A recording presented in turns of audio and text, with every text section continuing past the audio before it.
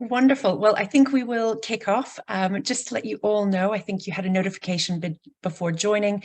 The event is being recorded, and you can also, if you would like, enable live transcripts just at the bottom of your screen, and the recording will be posted on YouTube with transcripts included for you to look back on or share with colleagues if you'd like to. My name is Lindsay MacDonald. I am the Chief Executive of Magic Breakfast. We were just speaking in the green room, as it were, before the presentation began about all of our breakfasts. So you have a very well-fueled panel of speakers, and I think a wonderfully informed and diverse and passionate group of speakers as well. So we'll be joined today by Jo Howes, who is the Chief Executive of Buddle UK. We also have George Webber, who is the Deputy Head Teacher at Greenside Primary School in London, and Sam Bolton, who is Magic Breakfast Director of Service Delivery. And today's event is really to put a spotlight on something that is very much, at the top of, I think, everyone's mind at the moment, the rising cost of living. And I hesitate to use the word crisis because I think that suggests that it's something which is, quite short-lived and something that's going to pass quite quickly. But I think we've seen in the last year that this cost of living catastrophe, which is disproportionately affecting low-income families and children and young people in particular, is something that's here to stay. It's a long-term challenge that Magic Breakfast, children, families, schools, and lots of different communities across the UK are facing. Today is about putting a spotlight onto that, what the situation is, a little bit of insight to the environment that we're working in, and thinking about what does that mean for children and young people, their educational attainment. Obviously, we're coming out of the COVID pandemic, which unfortunately exacerbated the inequality that we have in attainment in this country and has seen it rise to the worst levels in more than 10 years. We're joined by school and, as I say, by Magic Breakfast staff as well. So hopefully a really rounded view of what is happening, and hopefully we will, as always, try and just recognise and focus on the solutions and the opportunities for collaboration and for support to be put in place for children and young people, ultimately making sure that no child or young person is too hungry to learn. So the first speaker we have this morning is Jo. Just before I hand over to Jo, I want to draw everyone's attention to the Q&A function. So I think we're all getting used to the magical world of Zoom now, a couple of years in to working more and more remotely. And the Q&A function is where you can drop in questions to any and all of our speakers. At the end of the presentations, we'll come back and make sure we've got time to pick these up. If there are any that we're not able to address in the session, in the hour that we've set aside, we will come back to people directly. So please do enjoy. I hope you've got a cup of tea or a coffee or a glass of water to hand. And we'll now bring Jo on screen to give us an overview of the cost of living crisis from his perspective. Morning, everyone. I've got lots to say, so I'm going to get straight into it. So I'm going to talk through our State of Child Poverty report that we carry out annually, and it is highlighting the voices of frontline workers that work with children all across the UK. Before I do that, let me just really quickly tell you a little bit about what Buddle UK does. Can I get the next slide, please? So Buddle UK offers grants all across the UK. These grants are up to £2,000 and they're for items and activities specifically directed to children and young people in poverty. And we call these grants Chances for Children grants. They range, the items we provide, they're numerous. You can see them on the screen as a bit of a selection, but they range from beds, school uniforms, etc. But there are way many more than that. Next slide, please. Just to give you an idea of the size of this offer, we got £4 million worth of grant items and activities into people's households last year. We've reached over 4,500 children with that, and our average grant is about £1,300. It's actually increased quite recently to £1,600 as well. Next slide, please. The way in which we get our grants out there is that we work with frontline workers that are all based out there in the community. They do that longer term work. We provide that kind of instant cash access, essentially.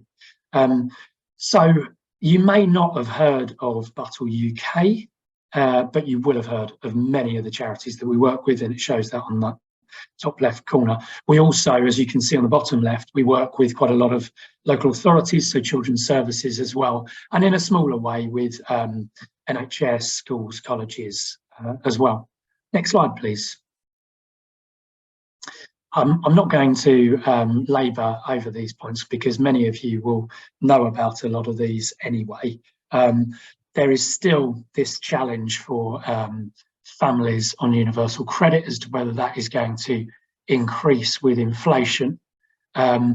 We even see when we're buying household items, some of the appliances we're buying have risen by as much as 50% since 2020. We know that actually poverty is not because people aren't in work, it's because actually people are in work, they're just not getting paid enough. So 75% of children in poverty have at least one working adult in the home. I'll just skip to the point that in this crisis, it looks like the rising cost of living is going to send an estimated 1.3 million more people into poverty, and 500,000 of those are children in poverty, children as well. Next slide, please. So on to the State of Child Poverty report. As I said, we do this annually. We've done this for the last 4 years. We've had responses from frontline workers to the tune of 1,042. So a good response on this. And just let me highlight the kinds of questions we ask about. We ask about the capacity of families to purchase and access basic items and services. We ask about the poverty landscape and its impact on education and well-being. And just to highlight, that's because the grants that we make, we specifically want them to support children's well-being and improve their engagement in education. Other questions would be about the availability of critical support services and the perspectives of frontline workers on the accessibility of that. I'm going to really top line this, but if you do want the detail, have a look at it on our website as well. There's some really interesting stuff in there, quite a lot of qualitative stuff in there too. Next slide, please. Our report also highlights the prevalence and severity of adverse childhood experiences or ACEs. If you're new to these, here's the description of these. They're highly stressful and potentially traumatic events or situations that occur during childhood and or adolescence. They can be a single event or prolonged threats to and breaches of a young person's safety, security, trust or bodily integrity. And I'll just highlight what some of those are in the next slide. So next slide, please. So you can see a range of these ACEs on the left-hand side. They go from anything around mental illness, domestic violence, neglect, sexual abuse, etc. And actually the children that young people that Buttle UK works with in the households, they're facing up to often 4 or more of these at the same time in their lives. So the top 4 in the table, as you can see, on the percentages are incredibly high, from mental illness to verbal abuse.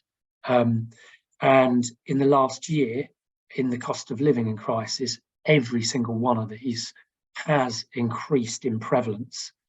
But what we also asked responders to focus on was, have they increased in prevalence, and has there been an increase in severity of these ACEs as well? And you can see on this right-hand side of the chart, all of them have increased in severity. Actually, I guess interestingly, and something we might know, is mental illness in the family, high stress, has increased by 90% in severity, and domestic violence, something that was not both in COVID, but continuing in the cost of living as well, 80% increase, and that's on last year. Okay, next slide, please. Just a really quick note to this slide, just these top 2 points. Of the 60,000 plus children and young people the respondents worked with, they reported that 45% of them were living in destitution. And then if you draw that down again, this next point of 63% of families can afford basic furniture, 66 can afford IT equipment. effects on schooling in that, no bed for children, no laptop equipment, etc. And then in that bottom bit, the effect on unable to afford gas and electricity and food. Next slide, please. What we also asked about was, is the demand increasing for really critical services for children and families? And what's the availability? I mean, what you can see on the left-hand side is these are over 3 years, hence the 3 bars, increase every single year since COVID and now in cost of living. And what you see on the right-hand side is everything is lacking availability apart from food banks, which is, that says something in itself essentially as well. Of those two, counselling and therapy for children and young people and support finding accommodation are the bigger things there. Next slide, please. Just wanted to focus on the top section of this because that's where Buttle really focuses on the engagement piece. So we asked about what proportion of children of the following factors made educational engagement a lot harder. So the major things here are around dealing with past and ongoing trauma through these ACEs. And we know they've increased in prevalence and severity over the last year. Parental and child mental health barriers, so increasing that. And also, as we all know, and what we're talking about today as well, access to food. And just, we had some, do look at this, the survey, etc., in detail. We had lots of qualitative responses on this. I just wanted to focus, because it's about food, and it wraps all of this up on one person's response. And she said, there are hungry children finding it difficult to concentrate, children and young people being exposed to worry about how the household bills are going to be paid, worrying at school if their parent is going to get a food bank voucher, or if there is not going to be a meal at tea time. All of this increases inequality of outcomes for children. And I'm going to leave it there. Thank you.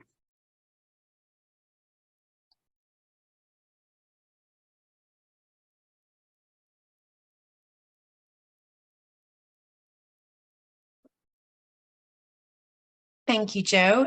We're now going to move to our second speaker, and to bring us in, I think, a fantastic way to segue into Georgina's presentation, who is the Deputy Head Teacher at Greenside Primary School in London, that experience of children and young people on a daily basis and what that means, not just for their mental health and well-being, but also their education and wider life chances. So George, very happy to welcome you today. Thank you. Good morning, everyone. So as said, I'm the Deputy Head Teacher of Greenside Primary. We are a small 1-form entry primary school in the heart of very urban Shepherd's Bush.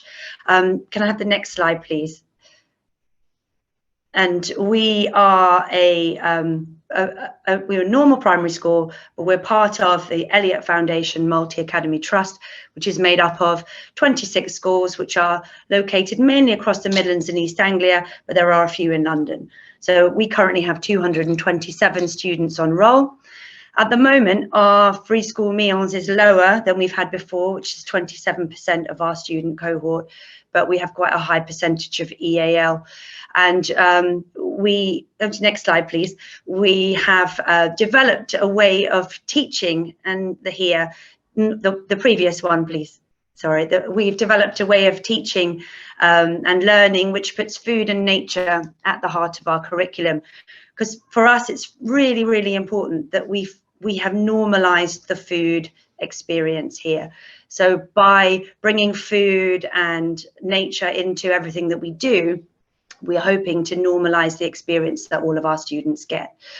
So because we recognize the importance of food, we have got our own in-house kitchen. We decided not to have the local authority catering contract anymore because we felt that the lunch hour was too important. We wouldn't accept substandard in maths or in English, but we felt that schools often accept substandard in kitchen provision. So we did something about that. We brought our own in-house team in, which is made up of parents from our community. And we've moved to make it so that every single student who comes here has a school lunch. because for us it's really important that we can show the students that we value that, and that food is important, and then their access to it is important. Along with that, you can see some of our students cooking there on the pictures. We have, because our curriculum lends itself to learning in and through and with nature, our students are very much involved in the cooking process. So you can see pictures of students there who are cooking the school lunch. They often go to the market with cash and buy the ingredients for lunch. We very much keen to teach our children about where their food comes from and about why it's important to eat well for both your performance in school, but also as your contribution to the planet, because eating better is better for both our own health and for that of the planet. We also have a wheat field and a micro bakery. So we've grown, pretty much sure it's Shepherd's Bush's first wheat in several hundreds of years. But we felt it was important to make a statement to grow some wheat, to start a bakery where our students are involved in baking the bread as part of a learning experience, but also part of a wider experience of involving our community in food. And we also operate a community food share, which I'll talk about in a bit. But if we could have the next slide, please. Can see there's some of our wheat there. That is our finest wheat that we grew this summer on the street in the heart of very urban setting. And there's some of our students loading the bread into the bread oven there. And these are some of the achievements that we have got this year, been awarded this year for some of the things that we've been doing around our food provision. Can we have the next slide, please? Thank you. So we are seeing an increase in food poverty across our school, and there's a lot more pressure on people to provide for their children, and that they're finding that a lot more of a pressure. So, for example, we had a parent come to me just before half term, and she was extremely worried about how she was going to feed her children over half term, and she was in a bit of a panic state and asked what it was that, could we help her? Could she access some food through us? So because we now operate our own kitchen, it means we have much more access to food. So we are able to put a pack together and give that mum some food from what we had surplus in our kitchen. We also have a community food share once a week. So that is where we take surplus from our veg supplier and surplus from the Felix project, and it gets delivered to us, and we put it out in the playground once a week. We also ask our families to say that we'll put a box out. You can drop off anything that you have that is going out of date, or something that you're not going to be using. You might be going away, so you have spare food that you don't need. So we'll take food and household items and then lay it all out in the playground for everyone to take. So it's not just we give only to the people that we know are in need. We offer this to everyone. So by doing that, we've normalized the experience and removed the stigma, so that by offering it to everyone, those in need will not feel any stigma in accessing it. We also do food bank referrals, and we've seen an increase in that in the last few weeks. Can I have the next slide, please? So I'll talk about our journey with Magic Breakfast, because obviously for us, good food is fundamental to the school experience here. So it makes perfect sense for us to be able to offer breakfast as well as our lunch, because this way we know that our students are getting 2 really good meals per day.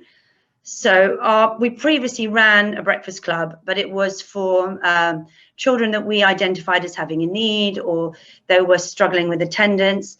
And then because we were able to then join up with Magic Breakfast just before COVID, we were able to open our breakfast club up to everyone. When COVID struck, we went back to limited provision again, but then post-COVID, we've been able to open up. So our breakfast club, we run it in partnership with Hammersmith and Fulham, runs every day from 8 through to 9, basically when school starts. Everybody is welcome. Again, we're showing that it's open to everybody. We need everyone to access it to make that experience equal. So every day we offer bagels, cereals, we give homemade sourdough that we make in our kitchen. We do eggs, beans, we make our own cheese, we give yogurt and fruit, so that we have a full range. Because it's important that our breakfast offer matches our lunch offer. So this way we're able to match our vision and ethos in our breakfast provision as well as what we would do in our lunch.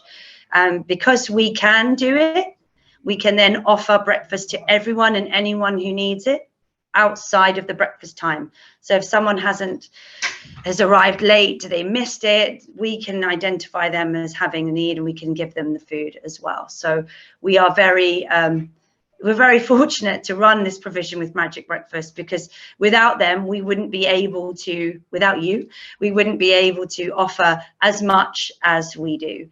So can we have the next slide, please? So just in terms of impact, we have on average 60 students come every day. So about 27% of our school cohort access Breakfast Club every day. As I've mentioned before, it was really, really important for us to remove stigma. So by having it as a free drop-in service, that it's open to everyone all the time. No one has to book in. You can just drop your child one day a week or every day. It doesn't matter. As I say, it's open for anyone who wants to have a bagel later in the day, they can. And we're also able to give food parcels of that breakfast provision for students that we know need it to take home. It's had a massive impact on our attendance. So over the last few years, we've seen our school attendance range between 96 and 98% for the whole school, which is well above the national average. And one of those reasons we believe that is because we are able to offer breakfast. So we have more children here more of the time. We have very positive feedback from all our teachers here, say that the children who have eaten are in a better position to learn. They're more engaged, they're more switched on. And today we just started our first yoga session at Breakfast Club. So children have an opportunity to do some mindfulness and to get calm, as well as to eat before the day starts. We've seen a very positive impact on our students' engagement with learning. It's an exciting place to be here. You get to come and eat breakfast, you get to make some bread, you get to grow the wheat that makes the bread, you might get to make school lunch that day. So we've increased it out to our community. We're saying that all our parents are welcome to come in and join us with cooking. We have parents come and join us to make bread. So by inviting the whole community in, making this whole food business community-based, that way we've removed stigma. We've increased the engagement with our school, and we've removed fear from people for asking for help. I think that was really important for me to see that that case I mentioned earlier was that this mum felt that she could ask for help because we have created the environment where that is okay. And that makes me feel like we've done a great job. So thanks to Magic Breakfast for helping us to continue to deliver what we think is important, which is that everyone being included, everyone welcome, and have nobody hungry, whether that's at breakfast, whether that's at lunchtime, or whether that's at the end of the day. So that's a sort of insight into our story. Thank you very much. Thank you so much. And I think everyone listening will agree that you are obviously doing a brilliant job. Thank you so much for that. And what struck me just thinking about your presentation and Joe's is the preventative nature and the holistic nature of the services you're providing through the school. And obviously, as Joe highlighted, the reduction in those types of services at the moment more widely. Really interesting food for thought. And just as a quick reminder, as I mentioned, food for thought, the Q&A function is at the bottom of your screen. We've had questions come in already, but it would be great to see others as well. So please think about those and submit them. We are now moving on to our third and final speaker, Sam Bolton, who is our Director of Service Delivery at Magic Breakfast. And she's going to give a bit of insight to how the cost of living crisis has affected our charity and what how we're responding ultimately. So Sam, hopefully you're able to come on screen. There she is. Thank you. Hi, good morning. So I'm just going to go through what we're doing as Magic Breakfast and service delivery to support the schools over the winter. So if we could go to the next slide. So over the last 12 months, we've provided breakfast to over 200,000 pupils every day across all of our schools across England and Scotland in the last year. Our schools have increased. So we had a lot less schools back in 2019, 2020. That then increased in 2020, 2021, and has continued across 21, 22. In the academic year last year, we delivered 252,000 boxes of porridge, 464,000 boxes of cereal, 30 million bagels, 592,000 tins of beans, and 30,000 litres of milk. So you can see on a day-to-day basis the scale of what we're providing every day into children and young people across the country. Next slide. So how is the impact of the cost of living affecting children and young people across the country? So we know that in 2020, 2021, just under 4 million children were living in poverty. Today, that's over 4 million children. Our annual survey this year has told us that 94% of our Magic Breakfast schools believe that poverty has increased in their community over the last year. And it's predicted that by 2023, there will be up to a record 5 million children in poverty. So we can really see the impact that the cost of living is having, especially those on the lowest income households. Next slide. So we have a twofold impact here for us at Magic Breakfast. We have a growing need. So the number of children at risk of hunger has increased, not just in our schools, our Magic Breakfast schools, but across all of the schools and all of the families across the country. We've got tighter school budgets, so schools are facing the squeeze with increased energy bills, increased catering costs, increased staff costs. And we've got a wider attainment gap. So the attainment gap is the largest it's been in 10 years. And how breakfast impacts on that, we'll touch on that in a moment. And there's also a declining mental health and well-being, and that's not just with parents and adults, but that's with children and young people as well. You know, the worry about, is there enough money in the home? Is there enough food? Knowing the impact of not having a warm home and food in the cupboards. And then the pressure on Magic Breakfast. So food inflation is now over 19%. I'm sure we've all felt that in our own homes and our own shopping bills. And alongside that, 41% of our costs at Magic Breakfast are food and delivery.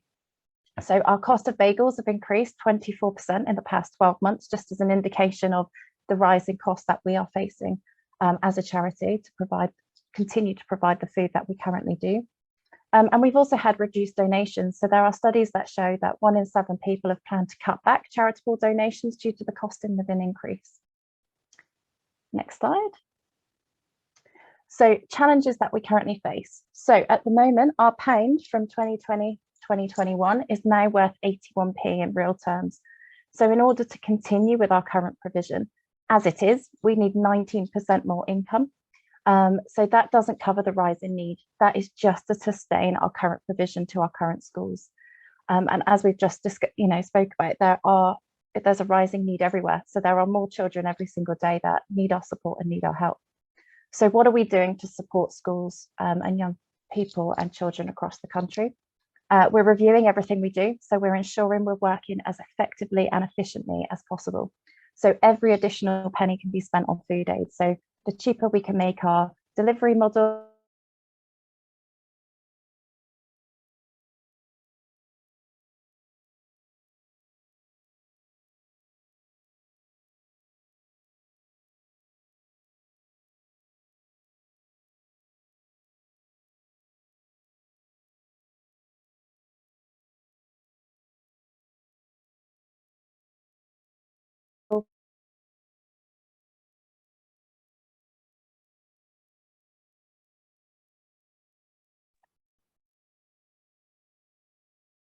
Hello, I think unfortunately Sam's been hit by a technical glitch.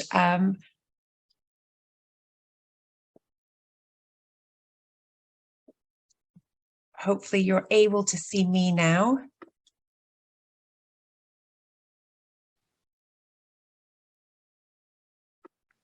If I'm able to just be put back on the screen, please, Matthew. I'm back if you want me to continue. Sorry. Okay, brilliant. No, that's fine, Sam. Step back in. Thank you. We're building capacity to think differently and how we can adapt going forward to our challenges, rising needs and the challenges that we face. And we're also reducing our paid for food in the short term. So whilst this has had an impact on some of our provision at the moment, what it's enabling us to do is continue our provision in that long term.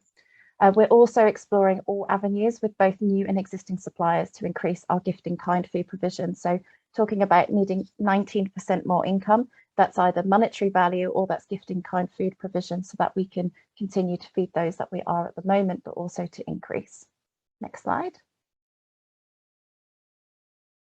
So why is Magic Breakfast so important? So I've popped on here some quotes from our schools, our Magic Breakfast schools, but there's some key points I just want to quickly call out. One of the impact that a breakfast can have on a child is that it settles their morning routine. They come in, they settle, they have their breakfast, it sets them up with their readiness to learn. So they're not thinking about their hungry tummies, they're not thinking about when are they next going to eat, when's lunch, when's break. They are set there focused and they're ready to learn. They're also more punctual, so it impacts their punctuality. They want to come in, they want to have their breakfast.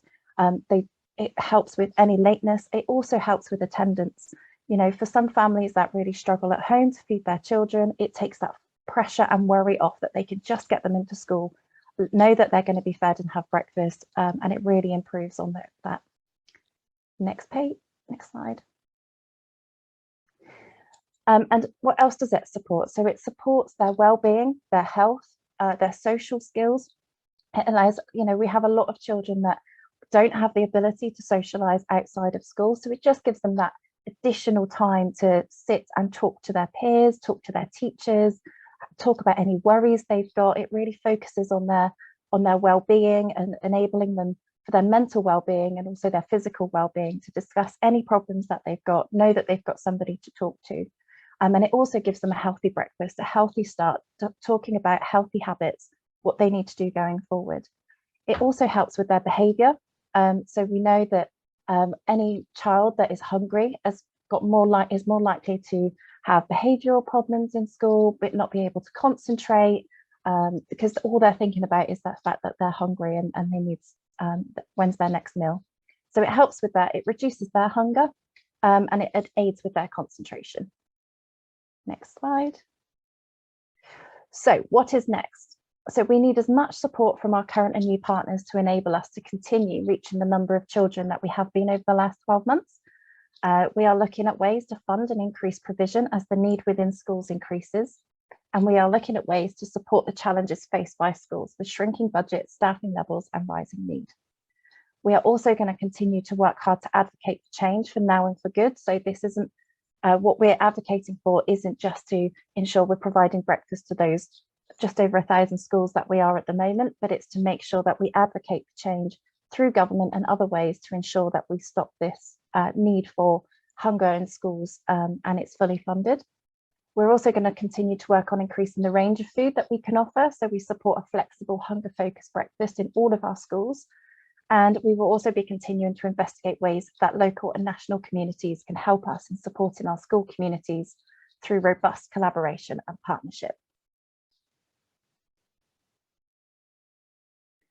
And that's it for me. Thank you.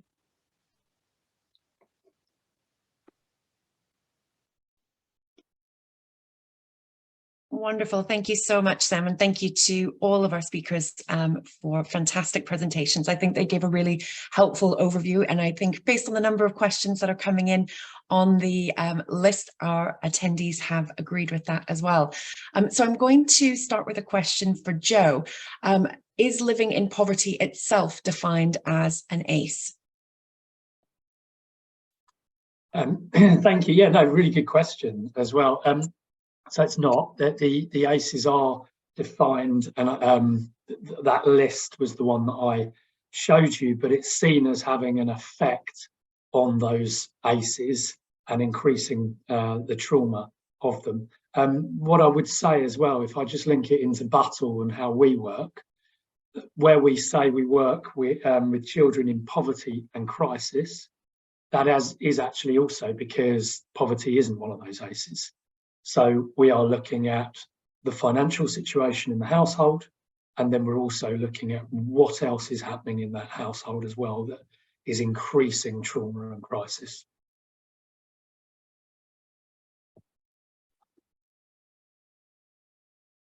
Thanks, Joe. The next question I wanted to go to, there are a couple actually. So if we maybe have George ready to jump in.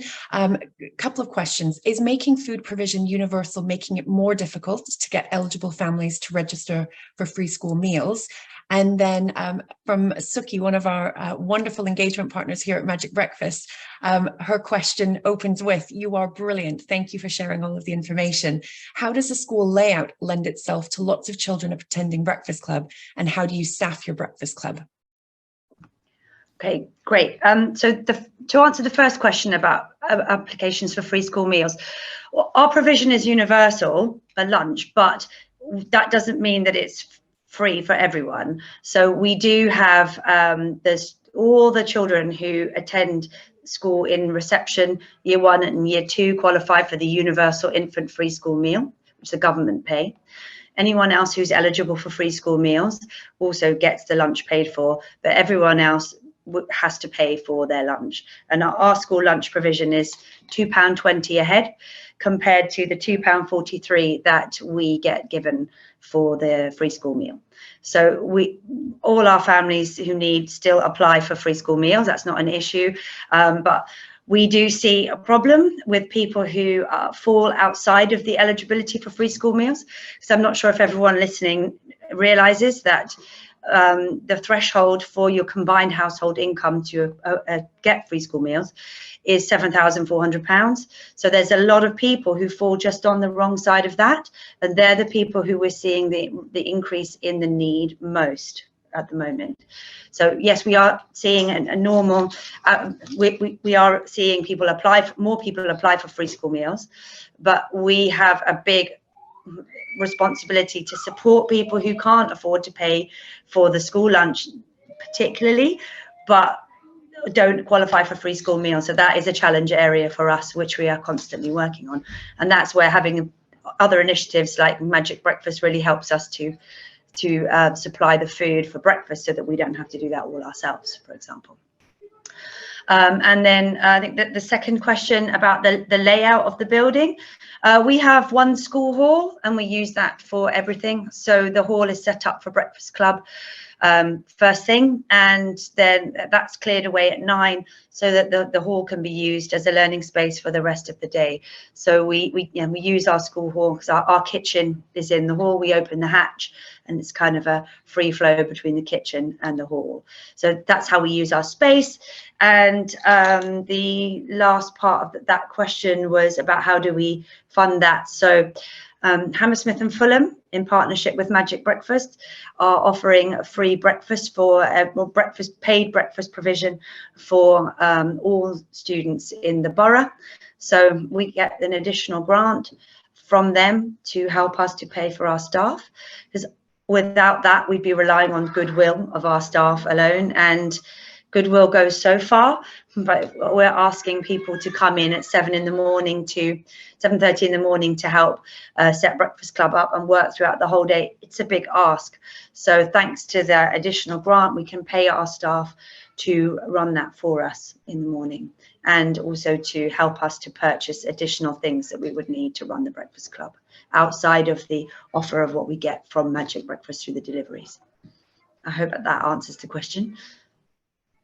Thank you. It does brilliantly. And actually, just as a point of reference, our June Magic Morning, I think it was, had a spotlight, and a guest speaker was the lead at Hammersmith and Fulham Local Authority, who spoke about the Hammersmith and Fulham model and partnership with Magic Breakfast in more detail. So if you are interested in that particular case study, please let us know and we can share more information about that.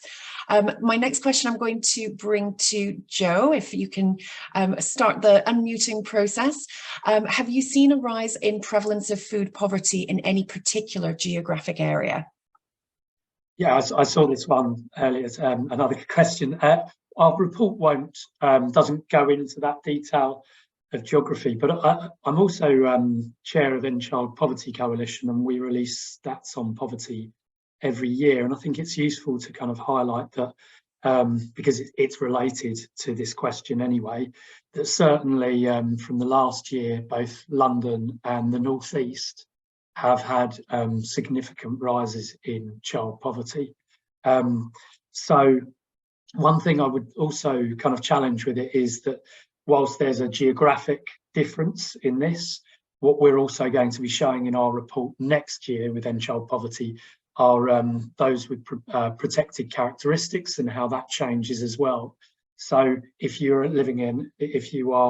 a black family living with disability in the household as well, and you're living in inner city London, that is very different to someone that is living possibly in a more rural area in a white household, etc. And we really want to draw all of that range of difference out, not just geography.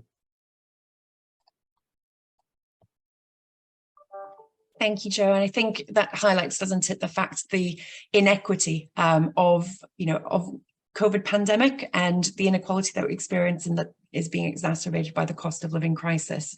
A couple of questions have been asked around funding and the model that we have here at Magic Breakfast. So one I'll pick up specifically, which is for every £1 donated, how much goes to direct provision to the schools. So as many of you might know, Magic Breakfast has essentially two pillars of social impact. One is tackling child morning hunger today, and that is the service delivery and breakfast provision through school partners, which Sam spoke about, and 75.3 pence for every £1 spent went to that direct provision, according to our last annual accounts. But we are looking to continue to emphasise and develop our capacity in advocating for change and really ending child morning hunger for good. And that looks at our policy and engagement work, our research and insight, and advocating to politicians and decision makers from local authority, combined authority, national and home nation level governments to invest in breakfast provision, because as has been, I think, highlighted really effectively in all of the presentations, starting a child's day with a healthy and nutritious breakfast not just tackles the issue of child morning hunger, but it also unlocks those hours of learning and is a really sensible investment, obviously, in the view of Magic Breakfast, and hopefully many of you as well, for government to make, even as we make these difficult decisions. And obviously decisions are being made in Whitehall in particular as we speak. My next question I'm going to share with Sam and ask you to come on. So this is about our membership fees and model with schools. So how much do schools contribute, and does it vary whether or not they offer free breakfast club to a subset of children or to the whole school? Yep, so we have a few different models. So we have our membership agreement model, where schools, depending on the size and the number of the children in the school, pay a membership fee. So that we've just put that up for the first time in 5 years. But the maximum they'll pay is £1,500. So it varies between £600 and £1,500 a year for a provision of food. On average, some schools get between £5,000–6,000 worth of food and £10,000 worth of food a year in retail price. But we also do have fully funded schools. So we have local authorities and corporate partners that do fully fund specific schools. So the school will still pay their membership fee, but the actual food is completely funded through our local authority or corporate partners. So no, it doesn't matter whether they get a subset of children or the whole school. It depends on the type of provision. We have breakfast club provisions, we have playground bagels, we have classroom feeding. We provide a variety of food, from cereals to toast to bread to bagels, beans. It's massively varied, so it depends on what provision they go into. And some schools do a mixture of both, so they'll do a breakfast provision with a school breakfast club, and then they'll do a classroom feeding as well, to make sure that we capture as many children as we can with the need. Fantastic, thanks, Sam. And actually that picks up on a question I'm going to ask of all of our panelists, which is what more can the private sector do to help? Are you working with any private sector partnerships? And I think this is a great question. We'll start with Joe, and then we'll go to George, and then come back to you, Sam. You've just slightly touched on some of our great food supplier and delivery partner partnerships. But Joe, do you want to share your thoughts on this, please? Yeah, one thing I was thinking about with private sector is it's about being aware of the communities that you work in, and whether this is Magic Breakfast or Buttle, we work in a very, very tangible way right in the communities. Some of the ways in which the private sector support Buttle is that, you know, we work with BT to provide broadband, we'll work with Dreams to provide beds. So these are really tangible ways in which you can kind of get your staff team behind things. What I've really pushed for as well is the challenges of poverty and the challenges of cost of living. It needs more than charities to be really pushing for change on this. And with government, if you can get your staff teams to really be active to push for this, everyone needs, you know, enough's enough. We need to make some change here, and the private sector needs to help with that too. Brilliant. Thanks, Joe. Completely agree. We will come to you now, George, please. Yeah, I totally agree with what you just said as well. And I think for us, it's been about asking for help from people. I think we were a bit nervous about that before, and really sort of just continuing on as in our own school way, and not realizing that we could actually ask for help. And through, like, we have a really good relationship with our vegetable supplier. Some of you might have heard of them, Natura. They do a very good deal for us, so that we can then use their vegetables in our kitchen for our lunch. But also they're really good at sending us surplus for our food share, for our other initiatives that we offer around with our community cooking days, etc. And I think that schools need to get better at asking for help, because there's a lot of corporate people, organizations who want to help but have just never been asked, perhaps. So I think that often when we ask for help, then we're surprised by how much is out there. So I think it's great for us to see how many more opportunities there are for schools to work in partnership with other corporate organizations. Thank you. Thank you very much. And then I'll just ask Sam for any thoughts you'd like to add in terms of the role and the opportunity for private sector to help with this challenge from a Magic Breakfast perspective.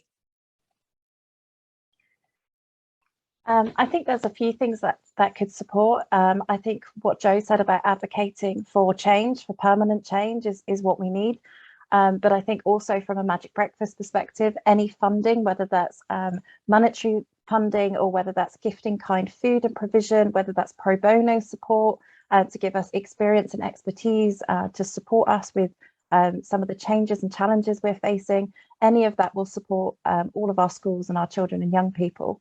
And I think also the ability to fund a school, you know, so that we can actually ensure all of the children can be fed in that school, and reduce stigma and make it universal feeding would also be great.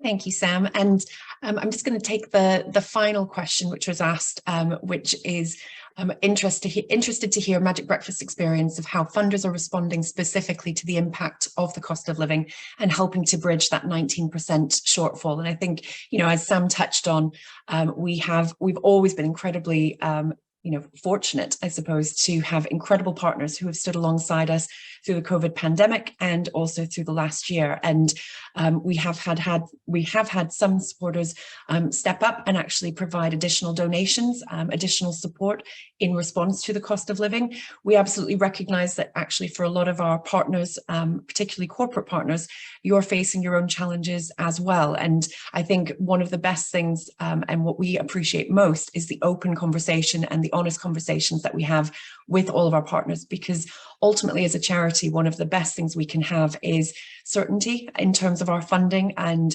clarity of what that looks like, so that we can be, as Sam described, as efficient and effective and proactively planning as possible. So whatever that support looks like, I think, you know, open communication about what that's going to be, the timing of it, and as much as possible for donations to be unrestricted as well. That was one of the things we've been also grateful for, is where we've maybe had restricted grants given to us, donors coming in and saying that they would unrestrict to enable us to make the decisions that we need to as an organisation to best tackle the issue as it, you know, emerges and changes in every single community, as you know has been touched on by the different presentations. No school community looks the same, and we need to and want to respond in the best possible way to, you know, enable every child and young person to get the fuel they need to learn. So I think that's a very nice note to kind of draw our Q&A session to a close. I do just want to say a very big thank you to all of the attendees and to all of you who have submitted questions. A huge thank you, and I don't know if through the magic of technology we can have them back onto the screen, our three fantastic speakers today, Jo, Georgina and Sam. Thank you so much for sharing your knowledge, your experience, your insight with us and attendees. And always a very big thank you to the behind the scenes team from Magic Breakfast, particularly Chloe, Laura and Matthew, who have made this a very seamless experience, and hopefully for all of you watching as well. We will be sharing, as I mentioned, the presentation with you all, but we would ask, we are an organisation focused on continuous improvement, making these as valuable and as good as we possibly can. Please do complete the survey that gets shared with you, so that we can build on your feedback and make sure that the next presentation, the next Magic Morning, is even more powerful. So I know it's a very difficult time for everyone, no matter what our circumstances are. And for many of us, whether we're funders, frontline charities, school staff, we are seeing on a day-to-day basis the real life impact on children and young people of the cost of living catastrophe. And I think what we can all take heart from is the fact that we're not alone. You know, there is a big, wide team of us, whether that's Magic Breakfast, our brilliant partners, the schools we work with, the funders who support us, the partners who work alongside us. We are all working together to try and remove that barrier of learning of child morning hunger. And as Jo very, you know, rightly pointed out, ending that not just today, but also making sure that the accountability sits where it needs to, and that we're ending that for good. So a very big thank you.